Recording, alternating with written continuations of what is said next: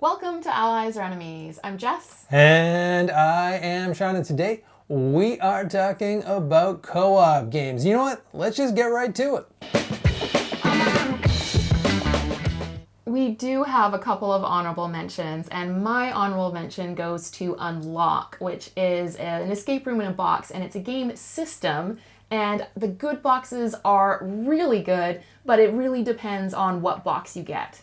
And my honorable mention is Art Project. And this one may sneak into the top 10. It's just one that's still pretty new to us, so I wasn't gonna squeeze it in there just yet. But let's get to the main event, and in true co-op fashion, we could not agree on a number 10, but we very cooperatively decided that we would each put in our number 10, and then 1 to 9 is our shared list smushed together. So why don't you go ahead and do your number 10 first?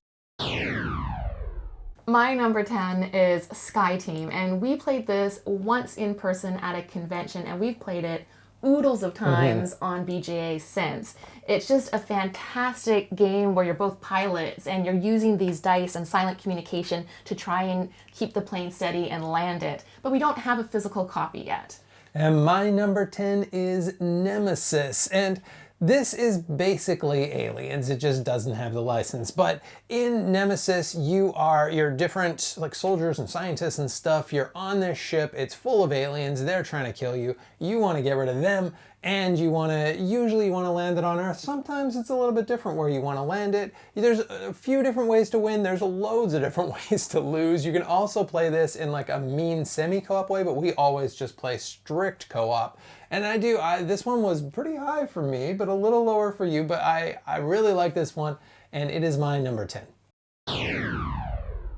Our shared number 9 is Unmatched Tales to a Maze, which is a co-op version of Unmatched. And so you can take any of your characters that you have from previous Unmatched versions and play them in this cooperative style. And so instead of 1 versus 1, it's now both of you against these different bad guys. And there are 2 sides of the board, so you can play against 2 different bad guys. And both Mothman and the aliens are really interesting. Yeah, and it's not just both of you either. You can play from 1 to 4 players, and I really like that you also have a solo mode now with all of your Unmatched stuff. But I was really unsure of how I would feel about this. It works super well. Just take all that toy box of stuff you maybe already have and make it into a co-op game, and that is our number 9.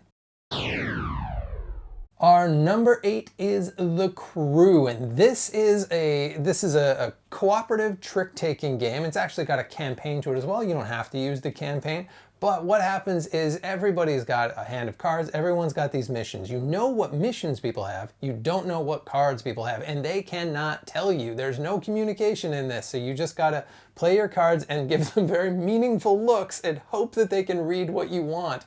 And it works really, really well to take trick-taking and make it co-op and campaign. Yeah, and it's technically for 3 players plus, but we really like the 2-player variant because you get to see a third of the cards that the bot player has. And I think it works great as a 2-player game as well. Our number 7 is Pandemic Legacy. And I'm going to go with Season 1. I think that was our favorite one that we played. I think if we had just finished playing it, it would be way higher, but that's the tricky things with legacy games is after the passage of time, you almost forget a little bit of how great it was. But legacy games are just so much fun as it changes the game each time you're playing. And Pandemic, I think it was one of the first ones, and it just did it so well. Yeah, I think Risk maybe was the first, but we didn't play Risk. But Pandemic was kind of the one that shot it up into the stratosphere. This was the one that blew it up, and we've played all 3 of them. And I really like Zero, I think, best out of the 3, but we're just clumping them all together. And I still like the Pandemic system too. I think we decided we're only gonna put in 1 Pandemic, but it was tough because we love the Clone Wars one. We love the, what is the? Iberia one. It's really good and it looks classy too. It's just such a solid system, and that is our number 7. Our number 6 is Marvel United, and this is probably the game that we own the most of. We very rarely go into Kickstarters, or at least we don't buy the big deluxe editions of things, but we went big on Marvel United X-Men because I love the X-Men. So we got an embarrassing number of boxes of this game. we've played through all of the X-Men characters now. We've played against all of the bad guys, and it's just a super simple system that has a surprising amount of engagement for how simple this game is. Yeah, because all you're doing is you are playing a card and doing the very basic actions that are on that card, and you get to use the previous player's card. And that is it, but with the mix of bad guys that you're fighting, because I think that adds more variability than your person really.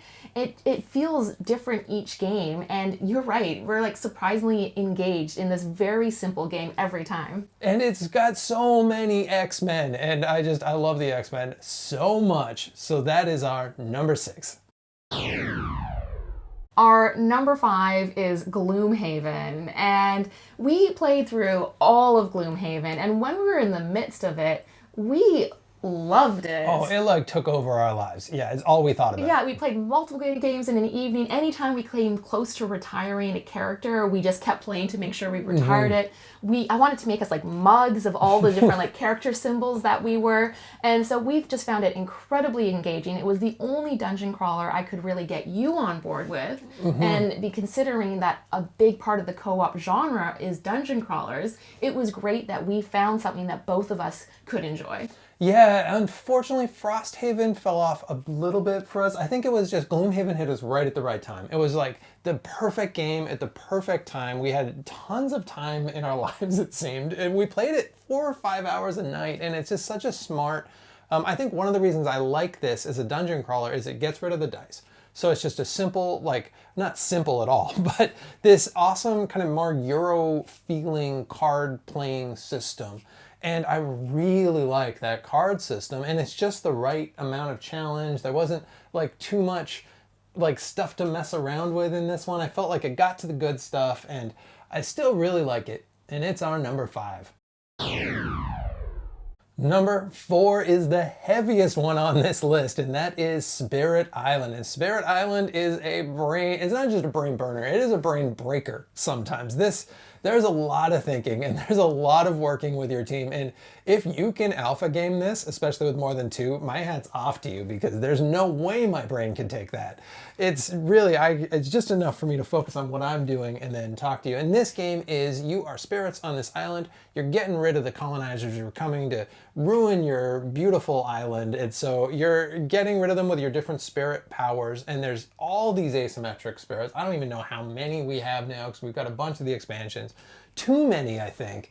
And they all play really differently as well. And it's just such a clever, different game. Just a bit tricky, the initial learning. And then also just understanding that curve of you are losing so bad until you finally start winning. Yeah, it did take us a while to wrap our heads around it, because it gets harder and harder and feels almost impossible, but at the same time your spirit's getting stronger too. So just when you think you're about to lose, the tides turn and go in your favor. And there are so many levels you can do to increase the difficulty, but we've barely touch those, because we're really just enjoy the playing the different asymmetric characters and playing lots of those, rather than getting really good with one and increasing the challenge with those few spirits. And we're not good enough at it as well, so that is also an important thing, but we're getting a little bit better, and it is our number 4. Our number 3 is Horrified, and I'm gonna go with the original one, Universal Monsters. And it's a really simple system. It's almost like pick up and deliver what you're doing. But you always have these different bad guys. And for universal ones, you get Dracula and Invisible Man and all of these great characters. And they've done such a good job of creating the world where they're all intermixed, because the board has the locations of all of the different monsters, and then the villagers also tap into the characters from the various books and movies. Yeah, it's such a simple game, but each of the monsters you have to do something a little different to deal with them. So the pick up and deliver is kind of saving your what are most likely going to be victims, but hopefully they're just going to be villagers. And so you're saving them by moving them around the map. But at the same time, you got to do different stuff. You got to smash Dracula's coffins or connect Frankenstein and the Bride of Frankenstein. because then they fall in love, which is great. And I like the other games of it too. Like I think that the American Monsters ones, the monsters are a little bit more complex, but I love the 50s theme. And then Greek Monsters we just recently picked up, and I really like that one. That's definitely the hardest of the three, because we felt like we're big shots for the first two. This one has really knocked us down to size, but in a good way. Yeah, it's a really simple game, but we've played it so many times, and it is our number 3. Our number 2 is Marvel Champions, and this is just a purely card-based kind of a deck building game where you're playing cards and beating card-based bad guys. And that deck building thing, at first I was like, I don't think I've never been that into deck builders. So we were just using the straight up starter decks that you get for each character. But as we've played it more and more, it's impossible not to get into that part of it and to start realizing like, oh yeah, these couple, if we put these and then you feel really good about making these awesome decks. And you need to, because some of those bad guys, especially in the newer, obviously the X-Men ones are my favorite. In those newer X-Men boxes, there's some tough bad guys that you gotta fight, and we have had a lot of trouble, so we've really had to make those decks. But it's a really solid challenge that we certainly don't win every time. And it's just really fun to play as the different characters as well, because they can play so differently. And so, like, I'm not as familiar with the X-Men as you are, but even I have enjoyed just the different styles that each of the characters have played in too. And it's one that it's interesting because one person can be eliminated, but I'm still invested in the outcome because I'm like, usually I've been eliminated by pulling off like a really strong move. So I'm really hopeful that you can at least like finish it off. And it's really cool too, finding two characters that kind of complement each other as well, so that you've got like your role on the team too. But that is our number 2. Our number 1 is Dwarf Romantic, which is just such a chill game. It is a tile placement game, and you are cooperatively building out this quaint little village with houses and fields and a railroad, trying to accomplish tasks. The challenge is it may not be for everyone because you don't necessarily like win or lose. You're just trying to get these high scores and these achievements. But it's such a cooperative vibe. You are like doing it together and so chill that I love it. Yeah, we play this one all the time. This has become like our official rainy day game, or we're just feeling stressed and we just want to play like a really comfortable board game. This is that. And I feel like there's such a place for that in co-op games. Usually co-op games are so stressful and you're working together against a thing and you only win like 50% of the time, which is what you want in a solid co-op game. But I really like just being able to play, just being chill, not worrying about it. Yeah, and there's no bad guys. It's just, you're just nature. You're just building stuff. And it's just so like lovely.